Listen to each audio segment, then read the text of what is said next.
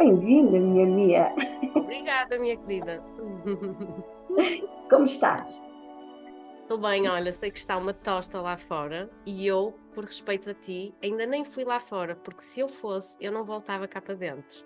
Pois, porque ias lá para fora para o teu espaço maravilhoso e brutal e depois não voltavas. Mas Sim, pronto, eu só então te vou eu roubar aqui um bocadinho, está bem? é isso, é isso. Bem-vinda, Mia. É um gosto ter-te nesta minha casa digital e ao mesmo tempo física, porque também te estou a receber aqui na minha casa física e tu também me estás a receber na tua casa física.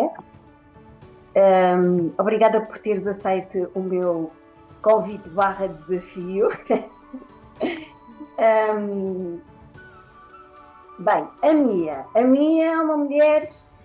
Agora vamos começar aqui já aqui pelas coisas assim bombásticas que é para a malta ficar logo assim meia. Então, eu conheço a Mia só online por enquanto, mas conheci a Mia através de uma amiga que nós temos em comum. É engraçado como o universo nos tem aqui tão interligados uns com os outros de uma forma tão bonita. Um dia Mesmo. destes vou conhecê-la presencialmente, porque ela é uma mulher fantástica e, portanto, quero conhecê-la presencialmente. Olha, Mia, convidei-te aqui para o meu rasgar, porque eu sei que tu tens um rasgar muito bonito. Porque eu acompanho-te, eu acompanho esta mulher no trabalho dela, é das pessoas que eu mais admiro em termos de desenvolvimento humano. Ela faz um trabalho extraordinário. Também já tive aqui algumas, já lá vamos mais para a frente, mas também já experienciei aqui alguma coisa com ela e experiencio todos os dias, porque eu leio-a quase todos os dias, portanto experiencia todos os dias. Minha querida, olá. Olá! Olha, eu não estou nada habituada, sabes? Normalmente sou eu que estou aqui no teu lugar. Eu trocámos de cadeiras hoje, não foi? É verdade, é verdade. Nós ainda não nos conhecemos, mas realmente a nossa amiga em comum é uma pessoa mesmo muito especial na minha vida. E para te veres a lata dela, eu não a conhecia fisicamente, e como ela é terapeuta e eu tive uma altura que tive mal, ela é fisioterapeuta, não é? Ela Uhum. plantou-se aqui e veio aqui à minha casa curar-me, ajudar-me. Portanto, às vezes depois acabamos por nos conhecermos assim, de uma forma diferente, nunca se sabe.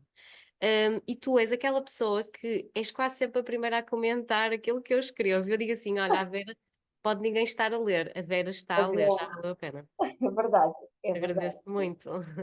Essa é quentinho, percebes? Sei que não estou a escrever em vão, pronto.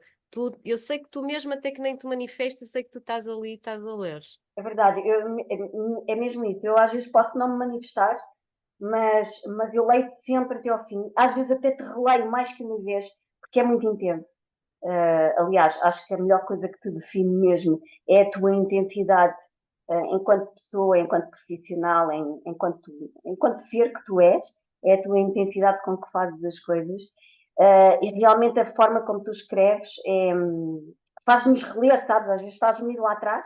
Espera lá, Uhum. há aqui uma frase que me fez aqui clique, é muito bonito quando nós vamos reler. Olha, Mia, vou-te lançar aqui o primeiro pontapé de saída aqui para o nosso jogo. Uhum.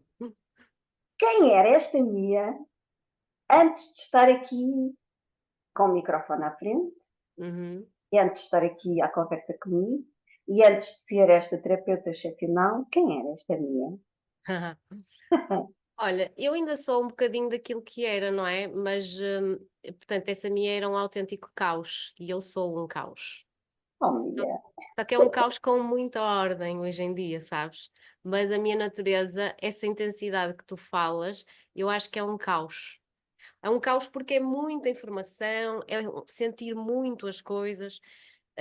E eu, por acaso, fiz uma publicação ontem ou anteontem a contar um bocadinho, que eu não costumo dizer, né? Quer dizer, vou dizendo, mas eu era mesmo uma pessoa muito, muito triste, sabes? Eu era uma miúda que sofri mesmo muito por pensar tanto nas coisas. Uhum. Porque aquilo que me aconteceu, aconteceu a muitas outras pessoas, os pais divorciarem-se, mas eu pensava muito nas coisas e sentia muito peso. Eu é que tinha que resolver, eu é que tinha que salvar, eu é que tinha que. E portanto, aquilo que eu estava até a contar nessa publicação é que desde pequena, eu não contei tudo, mas desde pequena eu tive várias vezes para morrer, de magra, de medicações que me davam para me tentar salvar, portanto, isto foi assim tudo, medicações que depois eram uma dose cavalar para uma criança, pronto, foi aqui uma coisa muito intensa. Eu acho que, no fundo, o meu inconsciente estava ali a co-criar algo porque eu não tinha a certeza se queria viver, uma coisa que eu nunca disse, mas que acho que é estranha que eu tenho, quando as pessoas dizem gratidão à vida, e eu durante muitos anos não percebia isso. Gratidão, mas eu não pedi para estar aqui, sabes? Ok. Imagina o sítio onde eu estava. Era um sítio negríssimo, negríssimo, depois não sei como é que se transformou naquilo, era uma depressão mesmo muito forte, nada me entusiasmava. Tu estás género, calma, quem era essa pessoa? Nada me entusiasmava, nada maliciava, nada me interessava e, e eu não sabia como havia de sair dali, percebes? Olha, Mia, e isso deve-se ao facto do divórcio dos teus pais? Hum, É aí uhum. que tu entras nesse buraco escuro? Sim, sim, sim, sim. Eu penso que talvez porque eu identifico muito com o meu pai e, portanto, a minha referência e o pai dos pais, não é? Isto depois o masculino, o feminino, pronto, o plural Hum. é pais, não é? O tutor com quem eu me identificava desaparece fisicamente do meu seio e tinha eu 3 anos, portanto é muito cedo. Aliás, 3 anos é a idade em que sistemicamente se diz que a mãe passa a criança ao pai para o pai a levar para a vida. Então, eu não tive isso. Claro que o meu pai esteve presente na minha vida, não é? Era aos fins de semana, ou lá o que era, que eu não me lembro, mas não é a mesma coisa. E ele não tinha a estabilidade, quase que o vejo sem conseguir ter a estabilidade mesmo de enraizamento, para nos agarrar e nos levar para a vida. Era tudo muito oscilante, tudo muito no ar. E, portanto, eu não tive aquela questão de o pai ensina-te a ir para a vida, a ter a coragem, a organizar-te, tá, tá, tá, tá, tá, tá, tá, tá. Eu não tive isso. Por muito que ele tentasse, eu não recebi isso. O que eu recebi foi liberdade máxima da minha mãe para me compensar algo. Eu fiz as piores coisas com essa liberdade. Fizeste, Mia? Ahm, fiz, Fizeste as piores coisas? fiz. Eu não ia às aulas, metia constantemente atestados para não ir mesmo, uma temporada muito grande, pá, e não fazia nada de jeito, porque eu não conseguia, estás a ver? E depois é giro porque sistemicamente a escola representa o pai. A professora representa a mãe, depois depende das disciplinas, vá. Uhum. Matemática é mais pai, português é mais mãe, mas no geral a mãe é os professores, a tua relação com os professores. E eu o que é que fazia com os professores? Tratava-os abaixo de cão, ridicularizava-os, fazia-lhes a vida negra. Negra, negra, negra. Tinha processos disciplinares que nunca mais acabavam, só que eu tinha as melhores notas da turma. Pois, é que eu ia complementar com uma coisa que eu sei que tu és. É que depois tu és uma brilhante aluna. Era. Na altura era por medo, não por amor, nem por interesse, mas por medo. A minha lua em Capricórnio dizia assim: tu podes pintar a macaca, mas primeiro a tua segurança é não falhes, congela tudo e vai fazer em exame, mas vais ter 20 valores. Isto, não sei. Agora, a ida para a escola, que é quase como aceitar o pai, integrar o pai, tê-lo Uhum. apaziguado, esquece. 12º ano eu meti um atestado, congelei tudo e fiz por exames. Tudo, um ano inteiro sem ir à escola, percebes? Porque eu não conseguia lidar com ele, não conseguia dizer-lhe o que pensava, dizer-lhe como estava, e portanto isso refletia-se na escola. Portanto, eu fiz as piores coisas com a liberdade que a minha mãe me deu. Olha, e a tua relação com a tua mãe era uma relação estável ou era assim uma relação conturbada? Eu tratava abaixo de cão. Eu tinha uma revolta de adolescente, não é? E como o pai era mais sério, mais escasso na presença, e aquele homem para idolatrar e para conquistar, a mulher é que está a levar por tabela. Portanto, eu falava mal à minha mãe, ou epá, olha, nem consigo lembrar-me disso porque é tão distante, mas foi mesmo forte para ela, coitada. E para mim, enquanto eu não aceitava a parte dela que é minha, não é? A minha parte que está nela, eu estava completamente incompleta, porque eu não tomava pai, não tomava mãe, eu não tomava nada. Eu estava contra, só. Tu estavas completamente off nessa fase, completamente. completamente. Quando é que tu percebes que é para acordar? Quando é que se dá aí um. Quando é que começas Uhum. a ver aí uma luzinha? Eu acho que deve ter sido um guia, só pode ter sido um guia que me manda uma informação tipo yoga, sabes? Porque eu era uma miúda super dark side, Vera. Eu tinha um quarto todo pintado de verde escuro com árvores. Mandei lá uma pintora fazer-me isso. Tinha uma mesa redonda com livros estranhos de coisas, de mortes e não sei o quê. Tinha velas e eu tinha bonecos esventrados, pendurados na parede. Portanto, a minha mãe passava dificuldade. Como é que eu passo desse negrume para a luz? Eu não me lembro. Eu sei que tive a ideia de yoga. Tive a ideia de yoga. Não sei mesmo dizer porquê. E quando fui procurar, tinha mesmo ao lado de casa, ainda ontem estive a falar com a minha professora, mas não costumo, tinha mesmo ao lado de casa um sítio, que na altura era um franchise, mas muito bom, pronto, mas era um bocado assim, como é que ele se chamava? É o mais conhecido, Hum. agora não me lembro. Havia partes ali que não me interessava, mas eu fui buscar o que me interessava. E na prática, a prática foi muito boa, até porque eu tenho muita elasticidade, portanto eu consegui receber atenção das pessoas, porque eu acho que as pessoas não me viam. As pessoas viam-me como um problema, na minha família viam-me como um problema e viam-me como algo para balizar, não algo para nutrir, sim. Deixa manter aqui as coisas mais ou menos como ela quer, porque senão ela roda a baiana. Ali não, ali viam-me por eu ser quem eu era, inclusivamente, tipo, eu tinha uma elasticidade brutal e, portanto, era tipo, não digo que era a melhor, porque havia lá muita gente e muitas faixas, mas dentro da minha realidade era uau. Então eu comecei a perceber algumas coisas em mim que tinham valor. E, no final, havia meditação. E eu nunca tinha feito meditação. E foi a Ok. meditação que me salvou. Pois, com essa agitação toda que tu tinhas à tua volta, imagino eu que a meditação não fosse uma prática tua, não é? Nem sequer imaginavas que isso Não, fosse possível no teu mundo, não é? não. E foi aí o primeiro contacto que tu tiveste com a meditação, minha. Completamente. E eu tinha ataques de ansiedade.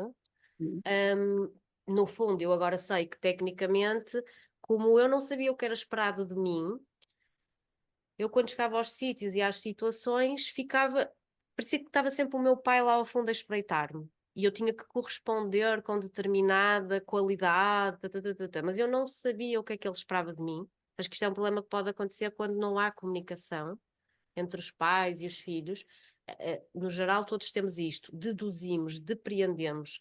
Mas se houver mesmo muito má comunicação, pior ainda, porque eu costumo dizer que quando há um buraco de informação em qualquer relação, se falta ali informação, tu vais ter que meter aquilo que tu depreendes.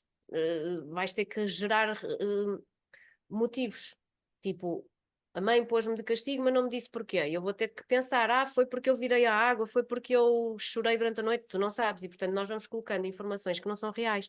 E como eu não sabia o que o meu pai esperava de mim, eu meti lá dentro que eu era uma porcaria, que eu não valia nada e continuava à procura do que é que ele esperava de mim. Ora, quando eu chegava a um sítio qualquer, em que ele não estava, mas energeticamente estava, eu ficava perdida porque eu não sabia o que é que eu devia fazer.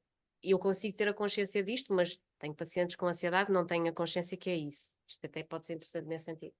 Então, se tu não sabes o que é esperado de ti, tu estás perdida. Completamente. E então era a minha respiração acelerava imenso e a meditação trouxe-me o autocontrole da respiração. E eu autorregular-me emocionalmente e cardiacamente, tudo, através da respiração. Deram-me uma ferramenta de poder pessoal, autenticamente. Ok? Não estou refém dos piripaques que me acontecem sem eu controlar. Eu posso cuidar disto e abrandar e retomar ao meu estado normal. Tu conseguiste absorver logo assim, naquele momento, o que era a meditação em si? Não, Conseguiste? Não, pois não. não. Eu percebi que ela me fazia isso e percebi logo que ela me dava uma capacidade grande de cocriação, que seria uma bela ferramenta para cocriação. Porque na altura, eu lembro-me que eu em miúda era gordinha, depois emagreci. E nesta fase em que eu vou para o yoga, eu estava à procura também de tonificar. É a única coisa que eu me lembro que me levou até ali. Então eu lembro-me que na primeira meditação a professora dizia para nós visualizarmos qualquer coisa que quiséssemos e para visualizarmos ao detalhe, e eu percebi muito rapidamente que essa meditação me estava a ajudar a eu atingir os meus objetivos. Mas de qualquer das formas era muito abstrato para mim o que é que a meditação era, funcionava, só sabia isso. Portanto, já tinhas dois pilares. Encontraste dois pilares. A yoga e a meditação, que no fundo são dois pilares para ti, Sim, certo? sim, certo. E a partir daí, qual foi o teu caminhar? Hum. Mesmo devagarinho, e a descobrir-te e a caminhares, qual foi o passo a seguir? Ok, já tenho aqui algo que me ajuda aqui a equilibrar. Uhum. Eu sou péssima com datas e assim a recordar os momentos, sabes? Mas a questão de quando eu era miúda ter tido esta depressão, não foi só, porque nunca é só uma coisa, ou melhor, a coisa mostra-se em vários planos, espiritual, emocional, físico, mental, e, e era fácil dizer que foi por causa do divórcio dos meus pais, mas por outro lado, desde muito cedo que médicos me disseram que eu tinha condições um bocado estranhas, assim, eh, sabes, de sentir as coisas, de perceber o que é que o outro está a pensar, que era uma coisa rara, médicos terem verbalizarem isto e terem esta consciência. E, mas isso foi-me assustando. Então eu fui castrando essa mediunidade ou esse meu lado espiritual. Porque a minha mãe ligava-me e eu descrevia onde ela estava e tudo o que ela estava a fazer para testar se realmente eu estava a ver coisas na minha cabeça certas ou não, e aquilo batia certo. E há aqui um momento em que um ex-namorado meu, eu adivinho uma série de coisas e ele começa aos berros a chamar-me de bruxa. Então eu já tinha castrado a minha espiritualidade, ainda mais castrei. E fui ficando mais doente, porque eu estava incompleta. O Claro. meu, o meu lado espiritual eu não desenvolvia, só o racional, cada vez pensava mais, não é? Então, quando eu me fui para o yoga e para a meditação, eu estou, sem me aperceber, eu achava que ia tonificar, eu estou a resgatar essa espiritualidade. Aquilo que não é tangível, que não se vê, que não é palpável, por assim dizer. Sabes? Então foi aí que se abriu. E rapidamente, como eu estava a estudar, entretanto, design de moda, para quê? Porque o meu pai era produtor de moda e eu queria ser vista. Uhum. Mas Daí, é, daí, agora fazendo a ligação, a tua paixão, porque eu sei que é também uma das tuas paixões, a moda. sim, a cor, as formas, acima de tudo, tu comunicares através da forma como te embrulhas, sendo É que isso muito não te bonito. define, mas pode ser uma ferramenta de comunicação. De comunicação, tanto que eu sempre gostei mais da disciplina de tendências, porque vai estudar as emoções e as tendências humanas, e também gostei sempre mais de fazer consultoria de imagem, muito mais do que desenhar a roupa. Uma parte era meu, eu realmente tenho uma veia artística, eu estudei sempre artes. Se Uhum. bem que amava filosofia e psicologia e tinha sempre nessas disciplinas tipo notas máximas, porque adorava mesmo, Uhum. mas na altura de decidir não fui para psicologia nem para filosofia, a filosofia dizia-me, isso não tem saída. Yeah. Se eles soubessem que eu todos os meses dou uma aula e tenho pelo menos 20 e tal, 30 pessoas só para ouvir sobre filosofia, pronto, ficavam admirados. Porque os meus pais ainda não sabem muito bem o que é que eu faço. Mas, e psicologia, porque o meu pai não, psicólogos e, Não, sabes? ok. Então eu fui estudar moda, mas ele era contra. Mas havia aqui uma parte de mim que dizia, não, ele é contra, mas no fundo não é nada contra. Giro. Então ele estava ligado à moda e era contra a minha. Era. Meu pai, bem, não é enneagrama, é um tipo 6, o precavido, tem sempre uma visão mais negativa das coisas e, portanto, ele dizia, Ok, não, isto não dá nada e não sei o quê. Mas eu via que ele estava bem na vida, portanto. ok. Ele era contra, supostamente, não sei o que é que ele queria, mas pronto. Eu também sempre tive este movimento de querer agradar, mas de contrariar e de irritar as pessoas, percebes? E, portanto, começo a perceber, correu muito bem o curso, eu gostava muito daquilo, tive bastante sucesso, ganhei bastantes concursos. E há um momento em que eu ganhei um concurso que era os Jovens Criadores ou algo assim, e tinha que ir para o Egito levar uma coleção. E esse momento foi, estou aqui a contar coisas que nunca contei, Oh, pai, é tão lindo. é Anda lá. fixe, ainda por cima ao Egito. E esse momento foi super, para mim foi decisivo, porque eu como queria uma prova de que o meu pai me apoiava e gostava de mim e acreditava em mim, eu disse-lhe, olha, das duas uma, eu era assim mesmo, ou me dás o dinheiro para eu fazer a coleção, E na altura eram tipo 500 contos, não sei, não é nada extraordinário. Ou me levas ou me dás o dinheiro para eu fazer a coleção, ou fazes uma coleção.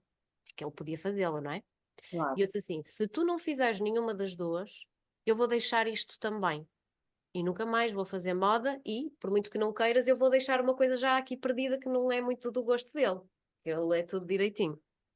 Fiz essa chantagem emocional, esse ultimato. Não correu bem, porque ele disse nem um nem outro. Gosto pouco desse tipo de abordagem. E portanto eu já desenhava para a Zara, já trabalhava mesmo. Deixei tudo. Deixei tudo e fui para o Esse, Peru. esse desapegar para ti foi fácil, de deixares tudo. Por um lado, eu achava aquilo um pouco fútil, sabes? Eu não sentia. Eu era assim, a moda traz alguma felicidade, mas isto não é propriamente um propósito assim que eu acho digno para aquilo que eu Uhum. quero, sabes? Sentia isso. Eu ganhava bem, não precisava trabalhar assim tanto. Consegui trabalho na área, pedi ao meu pai, ele não me deu. Quer dizer, eu ainda trabalhei com o bichinho e tal, mas o que é que eu fiz? Mandei um currículo para uma empresa com um nome falso, para não saberem que eu era filha dele, que ele É não queria mesmo estar olha, relacionado. é mesmo a minha. É, É mesmo a minha. é. E eles aceitaram, eles gostaram do meu trabalho, aceitaram-me e depois eu informei-o. Portanto, ele depois tinha que produzir o que eu desenhava e por aí fora, mas pronto. Ok. Então eu começo a duvidar se aquilo faz sentido, se aquilo é contributo suficiente para a humanidade. Não me apetecia, não Uhum. me estava. E decidi ir para o Peru trabalhar com crianças e resgatar aqui o essencial. Sabes? Porque eu já estava tipo no chapéu, no cinto, eu já estava no extra, porque são acessórios, repara. Eu precisava mesmo de ir ao essencial. Então mandei-me. Fui para o Peru, assim, do nada, pronto. E Não sabia essa do Peru, não sabia. Portanto, não. olha, foi aqui. Não, não sabia. Uhum. E tiveste quanto tempo no Peru, Mia? Olha, eu tive entre o Peru e a Bolívia, depois acaba por ser um ano, sabes? Ok. Eu fui lá para uma organização de crianças e dava-lhes aulas de tudo, porque na escola as aulas que eles tinham, os professores iam dar uma grande volta e não explicavam muito bem a matéria, então eu tinha que voltar a dar-lhes a matéria todos os dias, fosse matemática, fosse meio físico, fosse o que fosse. Ahm, Foi bem desafiante.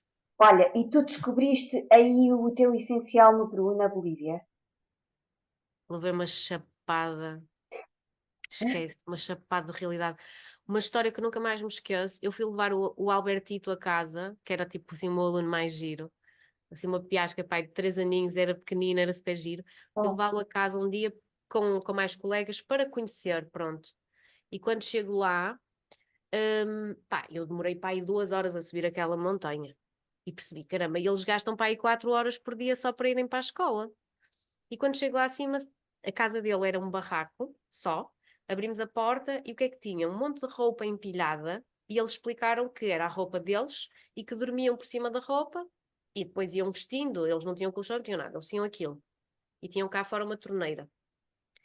E a irmã estava a descascar batatas cá fora, porque eles lá têm uma cultura de batata muito grande. E eu perguntei: onde é que estão os teus pais, os vossos pais? E ela disse: os meus pais morreram a semana. Mas disse assim: os meus pais morreram a semana passada. E ai, eu, a sério, então? Como? Rebolaram por aqui abaixo, que era o sítio, o caminho que eu tinha aqui para me ir embora. Rebolaram. Eles iam carregados de coisas para a feira, porque lá normalmente, em Cajamarca, que é aquela cidade, eles trabalham na feira, a vender batatas, lá está, devia ser batatas, no caso dela.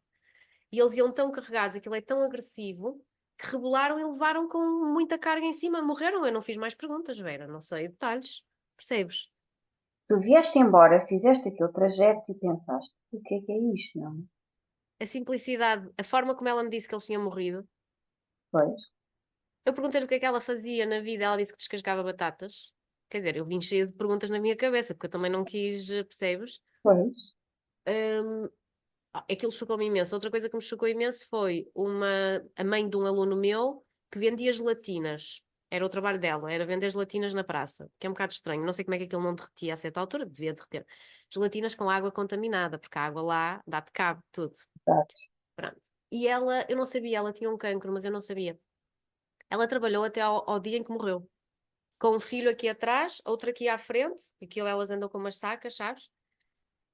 E depois quando alguém morre eles vestem cor e não é uma cena deprê, É. é uma cena de honra, de dignidade, de olha, foi fixe. De honrar quem partiu, no fundo, de Sim. honrar quem partiu. E eu era uma pessoa completamente mimada, ou seja, mimada, os meus pais davam-me tudo para me calar, não é? Eles compravam o meu silêncio. Eu era completamente acumuladora de roupa, de sapatos, tudo, porque eu não encontrava prazer em nada, aquilo era um escape. E Certo? quando vejo aqueles miúdos a viver assim, eu fiquei tipo, uau, sabes? Quando aterraste cá, tu trouxeste uma Mia completamente despida, Uhum, completamente diferente. uhum, sim, Sim. sim. Foi, foi aí que se fez. Não sei se em termos de timing eu vou fazer a pergunta certa, mas foi aí que se fez o clique. Ok, eu quero seguir a área do desenvolvimento humano, quero seguir a área de constelações, quero fazer algo diferente. Conscientemente não, mas naquele dia em que eu voltei, a minha mãe esqueceu-se de me ir buscar ao aeroporto. Esqueceu-se? Esqueceu-se. Ok. Passados meses e meses e meses da filha estar do outro lado do mundo, a minha mãe esqueceu-se. E então o que é que aconteceu? Claro que, Vera, se falares com ela, ela vai dizer que isto é tudo inventado, certo? Ainda ontem, que vale é que ainda ontem a minha irmã me confirmou, porque eu gravei um podcast com a minha mãe e havia coisas que a minha mãe dizia, isso não aconteceu. O que vale é que a minha irmã disse, mãe, claro que isso aconteceu. Eu sei, eu já o ouvi, eu já o ouvi. Então, o que é que eu fiz? Eu meti-me num táxi e fui fazer as tatuagens que eu tenho na cara, que é uma estrela e 3 pintas, porque eu já pintava e tinha a ver com locais onde eu queria ir, e pintei aqui estas constelações que eu tenho no peito também. Mas eu não sabia o significado. Eu dizia que estas constelações, que é o meu signo e o meu ascendente, eu dizia que eu pertenço a um clã e por ter este sinal, quando nós nos virmos, vamos nos reconhecer. Opa, esquece, é uma cena muito tola. Epá, é uma cena muito tola, não, é uma cena muito intensa. Yeah, yeah. Por acaso, eu ainda não tinha visto assim tão descapotável, não é? E Sim. achei engraçado a tatuagem que tu tinhas aí no teu peito, eu achei muito bonita. E por acaso, foi mesmo por acaso, agora falámos nela, agora já percebi o significado dela, sim. Sim. E portanto, depois de tu tatuares, não é? Se calhar Uhum. trouxeste para o teu consciente. Depois acabou por acontecer, ou seja, eu voltei, como tu dizias, e bem, uma minha completamente diferente. Eu não conseguia entrar numa loja de roupa, que eu começava a ficar com comichões, com tonturas, não conseguia, estava mesmo fisicamente a repudiar. Então o que é que eu fiz? Eu andava toda rota, com roupa de lá, toda roupa feita daquelas lãs, de lama e não sei o quê, e vendi tudo o que eu tinha e dei o dinheiro proveniente daí. Tipo, Tiveste votos, necessidade, tiveste sim, necessidade de fazer este desapego, de venderes. sim. Até porque havia alguém que precisava, percebes? E então eu juntei o útil ao agradável. Foi uma coisa limítrofe, ou seja, eu passei de uma pessoa que dinheiro e quero e posso e mando, para uma pessoa que repudiava bens e dinheiro e tudo. Portanto, eu fui às duas pontas do triângulo e depois, eventualmente, acabei por ir para o centro, não é o caminho do meio. Repudiei, eu queria-me limpa e sentia-me suja, e havia uma pessoa em concreto que precisava desse dinheiro, inclusivamente para uma criança, não é? Para uma filha. E eu então fiz isso. Vendi tudo o que tinha, inclusivamente havia joias, pronto, que eram de família e tal, não interessa nada. Vendi o que era meu. Pai, precisei disso para começar do zero, sabes? Pois sei, perfeitamente. E entendo-te perfeitamente quando tu dizes isso. Se calhar muita gente, quando nos ouvir, vai questionar muitas coisas e vai fazer muitos pelinhos. Hum, A minha fala de desapego de uma forma que às vezes me chega a comover, hum, porque eu pessoalmente também falo de desapego de uma forma já muito desapegada mesmo, porque eu também já fiz muitos desapegos na minha vida. E só que eu acho que só quem passa por alguns desapegos é que consegue perceber a intensidade do que é fazer um verdadeiro desapego. hum. E este de eu sinto necessidade de me sentir limpa porque não é aquilo que me completa. Sim, sim, sim, sim. Epá, e a minha. se vocês seguirem o trabalho dela, isto vai ficar para o final, quando falarmos da página e quando falarmos disso tudo, mas a Mia fala de desapego de uma forma brilhante, de um desapego mesmo de dentro para fora, porque nós temos muitos apegos, muitos, imensos apegos. E a Mia é esta intensidade. E agora, Mia, pergunto-te, nesses desapegos tu foste encontrando, tu foste chegando mais para o pé de ti.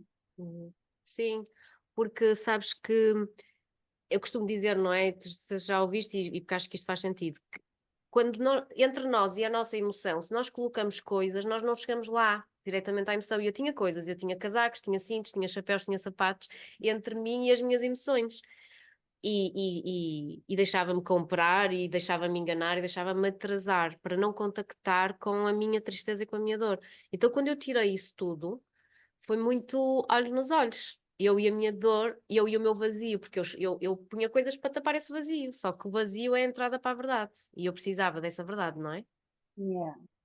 E aqui sobre a questão do desapego foram aquelas crianças que me ensinaram, porque eles só comiam lá na escola, sabes?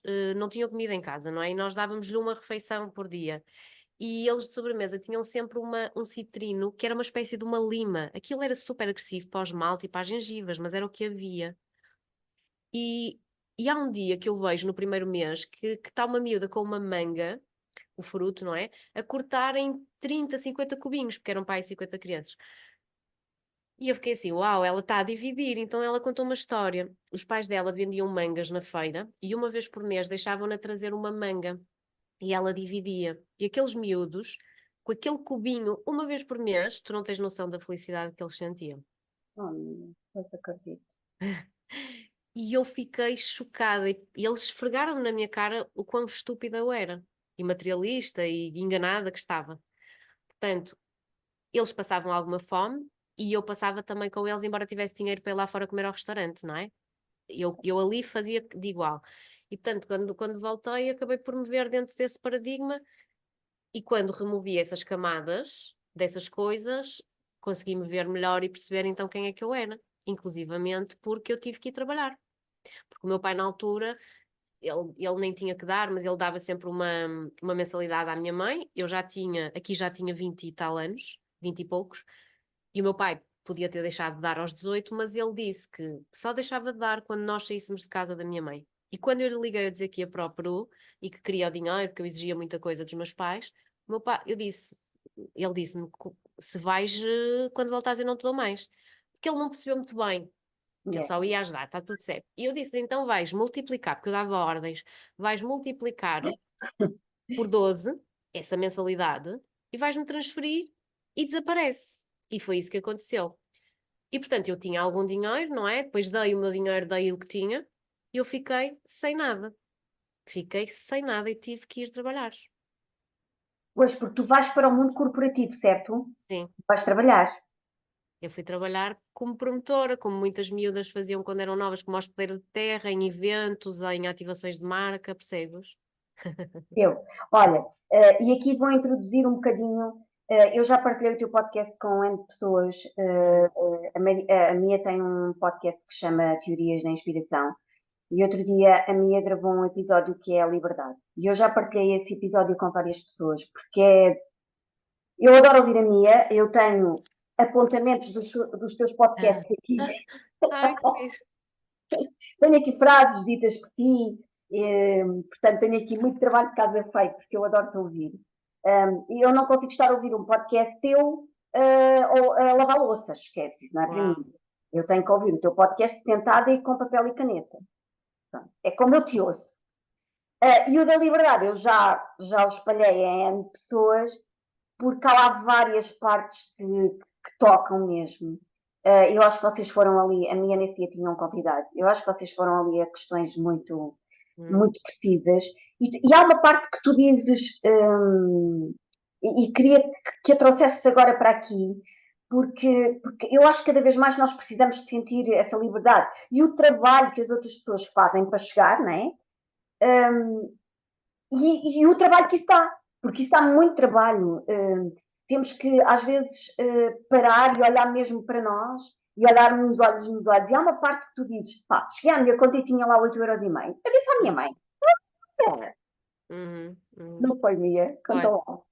Foi porque, muito resumidamente, eu ao ser promotora e hospedeira de terra em ativações de marca e eventos de marcas, percebia que aquilo estava tudo mal organizado. Então começava a dizer, isto assim não funciona, Então eu fui recrutada para ir dirigir uma agência. Então depois eu passei de agência em agência. O meu merecimento não estava fixe, portanto eles pagavam-me sempre mal e eu tinha sempre 5 empregos dentro de um emprego. E essa última agência, eu realmente já sabia que aquilo era pouco, eu estava desgastadíssima, tive um esgotamento a meio do caminho, e quando dei por mim, estava a jantar e consultei o meu saldo e tinha 8 €. E lembro-me que até o meu patrão tinha estado a ter uma conversa comigo. Aliás, não sei se foi antes ou foi depois, em que ele me dizia: o meu objetivo para os próximos tempos, eu quero ter X dígitos na minha conta. E eu a pensar, eu tenho um dígito, porque vocês estão a abusar da minha pessoa. Por acaso era 8 €, que é o meu número favorito, engraçado, ainda não tinha pensado nisto. Então o que é que aconteceu? Eu despedi-me, mas tipo modo free falling, porque tu sabes que pior do que aquilo não podes estar. Não podes. Esse movimento já foi em amor próprio. Até lá foi tudo em medo. Por acaso eu ia te perguntar, se quando tu fazes esse movimento, se tu fazes esse movimento em amor, percebes? Em amor. Em merecimento. Sim, porque Fazes? sim, porque nesta agência, em todas as agências o meu trabalho era muito visto, tanto que eu despedia-me quando já, pá, já não, ninguém me estava a mim a acrescentar e a ensinar, eu ficava estagnada, pronto. Então, nesta agência eu percebi que, esquece, tudo o que eu fazia ali dentro, eu tinha mesmo 5 postos lá dentro, então eu percebi o valor do meu trabalho e que não estava a ser remunerada a esse nível, e eu dirigia para aí, imagina, 10 contas que fossem de clientes e só por uma eles recebiam o valor que me pagavam ao fim do mês. E eu pensei nisto, eu disse assim: "Oh Mia, esquece, isto pior não pode correr. Se tu sais e se tens uma conta, já está igual. Esquece." Então eu saí, montei uma agência com amigos, foi espetacular. Comecei Uhum. do zero. Eles todos tinham empresas da área, mas micro, unipessoais. Então eu sentei-os todos num sítio na Baixa do Porto, dividíamos a renda e todos eles tinham os seus clientes, as suas coisas. Eu tinha zero clientes, zero dinheiro. Então eu tive que começar a co-criar. Comecei a fazer folhas de orçamento, layouts base de coisas, sempre à espera que chegasse aquela pessoa. E por sorte, não é por sorte, mas pronto, alguém que conhecia o meu trabalho da outra agência recomendou-me a uma pessoa que ainda hoje é minha cliente e que é uma pessoa, é um anjo. E essa pessoa chega e dá-me um projeto enorme, assim, de mão beijada, muito bem pago, que aquilo era inacreditável como é que aquilo estava a acontecer. E ainda bem que eu tinha feito o trabalho todo para trás. Ainda bem que eu tive durante 3 meses a acordar às 6 da manhã todos os dias para ir ao ginásio, para estar no escritório sem o patrão a mandar em mim, certo? Às 8h30, 9 da manhã, de fatinho, porque eu usava mesmo blazer, não sei o quê, toda Era? direitinha. Os meus amigos ainda não tinham chegado, estavam a dormir e não sei o quê. Eu que não tinha trabalho, às 9 da manhã estava sempre ali a preparar o futuro, a fazer coisas que não existiam para quando elas acontecessem, a dar uma indicação inequívoca ao universo, não é? Oh, Mia, é assim que se co-cria. É assim, porque É. a minha é a co-criadora que eu conheço Aham, mais nata mesmo. aham. Eu não É assim que sabia se que estava a co-cria, co não é? é, eu não sabia que estava a co-criar, agora já sei, eu tive que aprender as técnicas para poder ensinar, não é aquilo que fazia, que muitos de nós fazemos, naturalmente, e eu estava a co-criar, e aconteceu exatamente aquilo. Foi incrível, mas eu aqui, e já desde a outra agência, eu já andava a tirar cursos de desenvolvimento pessoal, mas não achava que fosse trabalhar na área, embora nesse outro trabalho o meu patrão tenha-me dito que eu devia ser coach, que eu devia ser coach. E eu, ok, então, mas eu comecei a estudar por estudar. E percebi que era eu que geria as equipas e que conseguia fazê-lo muito facilmente. E depois percebi, quando tinha reuniões com os clientes, a reunião acabava e eles ficavam mais 1 hora a falar comigo. Pois, é normal. E há um dia em que eu já tendo a minha agência, lembro perfeitamente, estava em casa porque na altura não queria ir sempre ao escritório. Olha, já muito tempo atrás já comecei a fazer teletrabalho porque sim. Não. E tenho clientes, colegas, tudo a mandar-me mensagens, a pedir-me aconselhamento, guidance, e eu lembro perfeitamente de tirar com o telemóvel para o sofá e dizer: esquece, acabou, eu vou mudar de área. E foi aí que tu mudaste a Foi, área. Foi aí, Mia. foi, foi. Então eu já tinha estudado, já tinham certificações, mas eu não achava que as fosse usar mais do que nos grupos que eu dirigia, porque eu era Scrum Master, diretora artística, então achava que era aí. Por isso já tinha muito trabalho feito para trás. E aqui meto uma outra certificação, eu penso que agora aqui um outro coaching com Enneagrama, talvez, nesta fase. Uhum. Então aí co-criei outra coisa completamente diferente, não é? Portanto, mantive essa minha empresa, ainda vou trabalhando, porque eu gosto de ler o inconsciente das marcas e ajudar as equipas, mas eu comecei, e depois eu nem sei como é que eu fiz isto. Eu nem sei, não sei bem. Comecei a tirar mais certificações e tive que fazer aquilo que um terapeuta no início tem que fazer, que é, ainda em dúvida, aceitar o primeiro caso. E aceitaste. Claro, porque o caso chega até mim não podendo receber mais do que aquilo que eu estou capaz. Portanto, não é porque eu ainda não estou preparada. A pessoa, se ressoou e se veio até mim, é o que ela precisa. E correu super bem. Claro. E a partir daí foi o abrir caminho, não foi, Mia? Vai, vai, vai. Foi. Hoje a Mia é. Olha, eu sei lá, eu sou tantas coisas estranhas que, Pois sabes, é, que tu és esta um história dos conjunto, olha, terapeutas. tu és um conjunto de pessoas muito gira, muito, muito engraçada. Tu és assim, É, um conjunto de coisas sou muito tantas giras. coisas, mas não sou nada. Mas no fundo eu acho que o que reúne é tipo uma mentora sistémica, uma mentora de equilíbrio emocional, de equilíbrio no caos, porque eu preciso dele. Não nos podemos enganar, os terapeutas são as pessoas que mais precisam de terapia, por isso é que eles são terapeutas. É verdade. Portanto, não vale a pena. E eu, a cada turma que tenho, a cada paciente que tenho, eu curo sempre um pouco mais. Aquilo, eu vou projetar o que é meu e vou, não vou projetar na própria da consulta, mas eu estou a ver o que é que está a acontecer. Eu estou a observar, ai, olha, isto diz muito sobre mim. E portanto, eu precisava muito de curar. E como ninguém me ajudava, Vera, eu fui sempre tirando o curso e fui-me sempre informando e aprendendo sobre esta área da cura, da psicologia, etc. Porque ninguém me conseguia ajudar. Ninguém.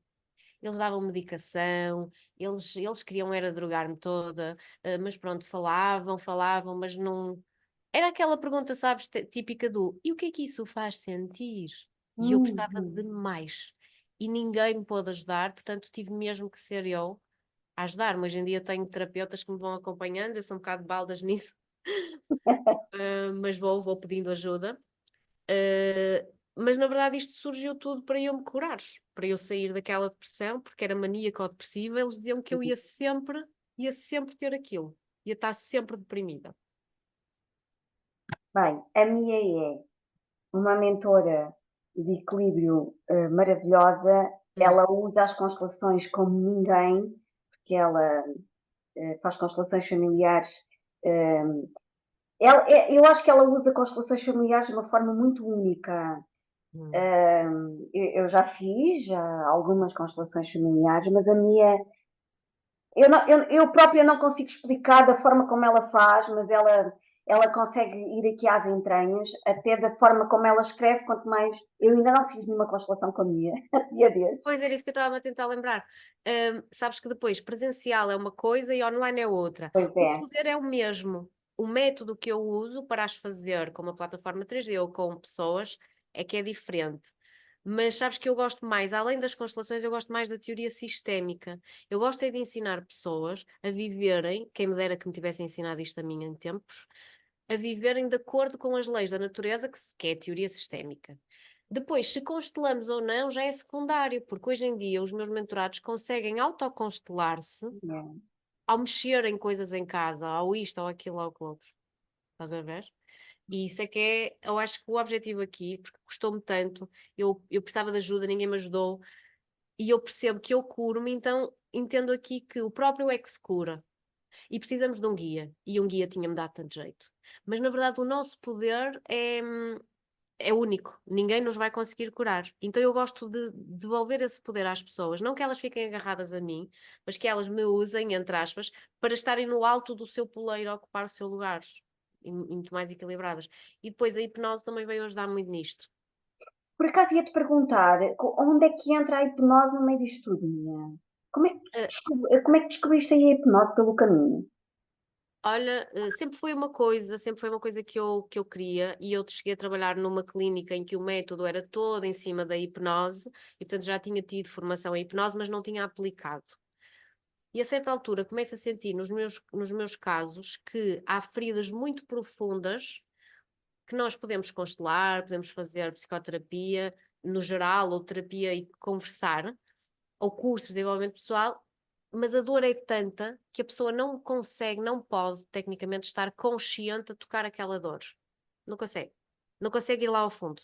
Nem consegue aceder à informação. Porque muitas pessoas dizem, ai, não me lembro da minha infância. Não me lembro porque foi dolorosa. Então eu percebo que temos que estar num estado ampliado de consciência, que é o estado em que nós estamos quando estamos a dormir e etc., dizendo assim, simplificando, para poder. Às vezes a pessoa nem se lembra o que é que aconteceu na sessão, não se lembra conscientemente, mas fomos lá, mexemos e ela acorda, uau, revigorada. Então, na cura da criança interior, é essencial a parte da hipnose, porque é uma coisa muito antiga e falta-te a informação nos 3% de consciente. Com uma constelação tu consegues ressignificar, mas não é tão palpável. E a maioria das pessoas que eu atraio têm uma parte racional muito importante. Então elas querem compreender.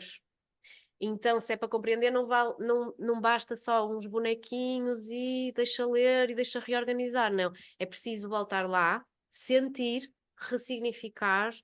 É um processo que é quase tailor-made, sabes? Parece, como é que se diz em português? Alfaiataria emocional ou uma cirurgia emocional muito, muito delicada. Tens de estar com muita atenção. E a hipnose vai fazer esse trabalho, não vai minha, a hipnose Vai, é vai mais, porque tu com a hipnose, tu consegues voltar a momentos do passado, a situações que foram aparentemente injustas, podem ter sido injustas, na verdade, mas para a criança foram injustas, foram desequilibradas. Então o adulto está aqui a sentir que é preciso repor a justiça, devolver a justiça aos eventos do passado. E enquanto não é devolvida, o adulto não está bem. E como é que isso é devolvido? Pode ser numa constelação, mas para mim já hoje em dia é muito mais fácil levar, através do inconsciente, que é 97%, levar a pessoa através dos 5 sentidos para aquele episódio em concreto e congelar o episódio e falar, falar, falar, dizer tudo o que não foi dito naquele momento. Mais ou menos isto, percebes? Porque há várias técnicas, mas. pois, e teríamos aqui mais uma hora de podcast porque a minha é esta mulher.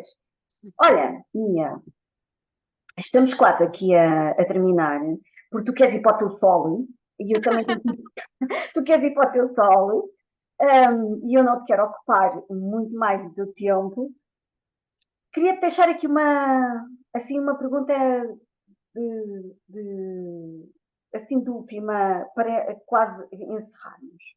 Uhum. O que é que tu dirias às pessoas que neste momento precisam de dar o seu salto de fé, de rasgar, de sair cá para fora? O Uhum. que é que tu dirias? Olha, eu diria que acho que o maior problema de qualquer ser humano é não estar a perceber que somos todos iguais. Então há pessoas que acham que estão acima e depois a queda é grande, e há muita gente que acha que está abaixo daquela linha, mas é uma linha de que nós não estamos em cima nem em baixo, nós somos todos, todos, todos iguais. Independentemente do dinheiro que temos no banco, independentemente dos estudos que temos, independentemente do trabalho, somos todos iguais. E complementamos. Então, quando nós estamos mal, à partida entender que o outro, que está ao teu lado, para já, ele está ali por ti, está ali para ti, pode-te ajudar, pedir ajuda, não é? Pedir ajuda, sem perderes o teu poder pessoal. E entenderes que se aquele consegue estar bem, eu também consigo, eu tenho esse potencial. Eu acho que só esta noção de mais cedo ou mais tarde eu consigo, mas não ficar. Porque eu achava que eu estava perdida, eu achava que eu era diferente, eu achava que eu tinha algum problema. percebes? Eu achava que eu tinha um grande segredo, que eu não valia nada, que não ia conseguir, que se anotar, toda a gente consegue, o que quer que seja, eu não ia conseguir. Então, há uma coisa que eu posso garantir, se tiverem dúvidas, eu garanto a toda a gente, que nós, mais cedo ou mais tarde, comprova-se sempre que somos mesmo, mesmo, mesmo todos iguais. Agora, imagina, se calhar eu tenho mais um curso do que a Joaquina, mas a Joaquina tem mais amor no coração do que eu sou uma bitch. Estás a perceber? Então, são Pronto. fases. Na verdade, nós temos o mesmo amor, mas pode haver uma fase em que eu estou mais fria, ou pode haver uma fase em que eu tenho menos dinheiro do que não sei quem, mas tenho mais não sei o quê. Então, na verdade, quando vais à peneira, aquilo acaba por ser tudo a mesma coisa, a conta bate certo. Então, lembrar às pessoas que somos todos iguais, e esse poder existe em ti, existe em qualquer um de nós. E se no momento a pessoa não está bem, pedir uma ajuda. Uma ajuda que será sempre uma ponte para tu chegares ao sítio de onde precisas de estar. Não entregar esse poder ao outro e achar que o outro nos vai salvar, ou a terapia, ou o curso, ou o que seja, não é? Mas pode ser a ponte. Eu acho que é isso. Quem quer seguir este trabalho desta mulher fantástica, como é que o pode seguir? Essa É, no parte é tua. é fácil, porque é o Instagram Mia Pura Cura, tudo junto, não é? Pronto, Mia Pura Cura é super simples. E depois a minha ainda tem um podcast que se chama. Teorias da inspiração. Pois, Que só então, está no Spotify, porque eu sou preguiçosa, às vezes está no YouTube, mas epá, são muitas plataformas e uma pessoa não dá, está no Spotify. ok. Então, eu vou encerrar dizendo que eu já presenciei, já fiz algo com a minha que se chama Mapa do Tempo, que a partir do Uhum. momento que eu fiz uma coisa chamada Mapa do Tempo, Mapa do tempo. eu nunca mais larguei aquela tábula Uhum. que tenho escrita desde que fiz, para aí há 2 anos, para aí, acho eu. O mapa do tempo, quer dizer, quando nós fazemos um mapa do tempo, olhamos para o tempo e sentimos o tempo de outra forma. Sim, sim. Super recomendo. A minha de vez em quando abre assim umas oportunidades. Aproveitem. Pois, cada vez menos, mas por, por isso, sabes, Vera, acho que tu aproveitas muito não só aquilo que eu tenho para dar, mas percebo que é a tua postura, tu, tu és estudiosa, tu aproveitas, tu tens aí uma abundância muito interessante. Porque tu Que giro. pedinchas, tu recebes o que te é dado e tu multiplicas aquilo. Tu és de que mês? Que eu agora não me lembro. Cá, amiga minha. Então, maio de É uma muita mulher. gente, pois, é muita gente e eu antes sabia tudo, agora estou a começar a ficar esquecida, porque senão acho que ficava louca, Sabes que percebes? há uma frase que tu me dizes, depois eu ia complementar com o resto. Então eu já fiz outra coisa chamada matriz divina, Sim, que é sim. uma coisa super interessante e super poderosa. E há uma frase que a minha me diz, que eu tenho escrita na minha matriz divina, que diz: o mês de maio é só o mês melhor para colher. É, para depois vai escolher em setembro para Sim, semear. exato, para semear. É o Pronto. mês que dita aquilo que vamos realmente colher. É espetacular. E achei engraçado que tu me estás a perguntar qual era o meu mês, e eu pensei, Já maio, não maio. consigo, olha. Já estou a ficar velhota. É muita gente, pronto. Mas Claro que sim. ultimamente não consigo trazer tantas coisas a público, trago poucas, mas boas, não é? Tenho que ter qualidade, senão estamos sempre a trazer coisas. E depois na minha comunidade vou deixando essas oportunidades, não é? Pronto. Mas está sempre normalmente no Instagram. E, e agora vamos ter o retiro e temos assim algumas abordagens. Não está sempre a acontecer coisas, está no Claro. podcast, o podcast, por exemplo, está sempre a acontecer, mas acho que trazer menos coisas, coisas mais reais, porque eu gosto muito de espiritualidade sem shanti-shanti, sem. Ainda bem que tu gostas de espiritualidade sem Sim. chantichante, não é? O rei vai nu e não sei o que, eu não gosto muito disso. Eu tenho sempre alguma racionalidade na espiritualidade e a Não. espiritualidade tem que ter alguma racionalidade, tal como a racionalidade tem que ter. Quer dizer, isto não existe nada isolado. Como eu dizia, nós somos todos iguais e somos todos um, e para a espiritualidade e para a racionalidade é igual. Olha, minha querida, encerro com uma frase tua num dos teus episódios de podcast, que por acaso não tenho aqui o episódio apontado, mas só por acaso, porque os outros eu Hum, tenho, em que diz assim: as pessoas vão beneficiar do teu avanço, temos de ir caminhando. uau! Não sabia, É Essa a frase. tua, é a tua, esta é a tua. E olha, e acho que é esta grande mensagem que hoje quisemos deixar aqui, é que as pessoas vão beneficiando mesmo do nosso avanço e temos de ir caminhando, Temos. porque à medida que vamos caminhando, vamos avançando e vamos beneficiando uns aos outros. Eu outro dia dizia, Mia, aprendo tanto contigo. E é verdade, eu bebo muito da sabedoria da Mia, e tenho a certeza que o inverso também, porque quando as pessoas se tocam de alguma forma, elas conseguem ir bebendo da sabedoria uns dos outros. Obrigada, Mia, do fundo do coração, por ter Obrigada pelo aceito. convite. Tu és uma comunicadora nata, és muito, muito perspicaz e é assim um descanso falar contigo, tu estás sempre a perceber tudo. É muito Ai, fixe. obrigada. Foi uma conversa Obrigada. super fluida, não preparámos Sim, nada, foi de coração não. para coração, mas era impossível nós prepararmos, porque nós somos, a minha é de coração aberto, eu também sou de coração aberto, portanto não preparámos nada, foi mesmo o nosso coração que esteve aqui presente. E tenho a certeza que vamos tocar em muitos corações. Um beijo enorme. Obrigada, minha querida. Obrigada.